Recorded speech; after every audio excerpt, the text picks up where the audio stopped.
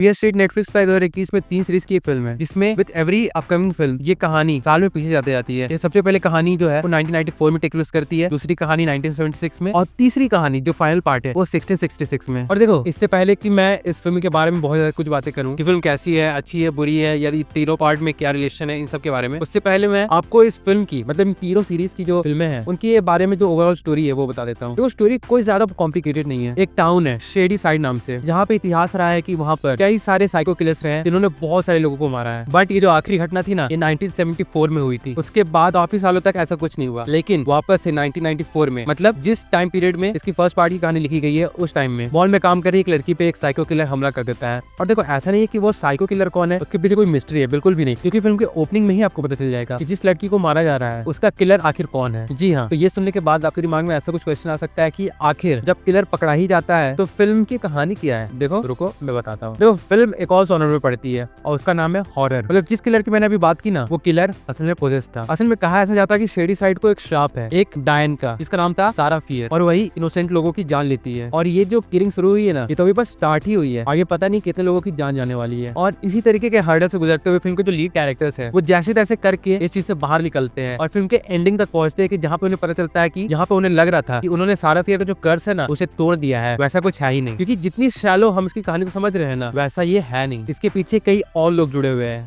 May be कोई cult, और जिसके बारे में हमें पार्ट 3 में बताया गया, मतलब पार्ट 3 6066 वाली कहानी में। अब देखो, तीनों पार्ट्स की बात करें ना, तो तीनों पार्ट की जो कहानी है वो ठीक तरीके से लिखी गई है। मतलब तीनों पार्ट की कहानी आपको कहीं पे बोर तो नहीं करती है। आप कई ऐसे सारे सीन्स है जो काफी लेंदी लगते हैं, लेकिन उसके बाद जिस तरीके से जो किलिंग्स दिखाई गई है ना, वो इतनी सारा ब्रूटल है, ब्लडी है कि वो आपका लेंदी वाले पार्ट से ना ध्यान खींच लेगी और आपको एक अच्छा खासा एक्सपीरियंस देगी। और ये तीनों पार्ट्स जो है ना, उनकी ड्यूरेशन 2 घंटे से कम की है, इसलिए अगर आप चाहो ना तो आप इसे एक दिन में बिंज वॉच भी कर सकते हो। और अगर आप काफी लंबे टाइम से एक साइको किलर हॉरर टाइप वाली मूवी देखना चाहते थे जो कि पुराने टाइम में सेट हो, तो ये मूवी आपका अटेंशन जरूर से ग्रैब कर लेगी। इसे बिना टाइम गवाए नेटफ्लिक्स पे जाके इस 3 सीरीज की फिल्म को देखो, because it is fun watch, it gives you chills, और इसमें बहुत ज्यादा ब्लड और गोर और हॉरर है। So do check this one out. And with that being said, चलिए मैं वीडियो को यहीं पे एंड करता हूं। फिर भी चलिए, ये तो मेरा अपना ओपिनियन था फीयर स्ट्रीट के तीनों पार्ट्स को लेके। अगर आपने इस फिल्म को देखा है तो आपका क्या ओपिनियन है, आप भी कमेंट करके जरूर से बताइएगा। बाकी फिर चलिए मिलते हैं बहुत जल्द एक और वीडियो के साथ, तब तक के लिए बाय।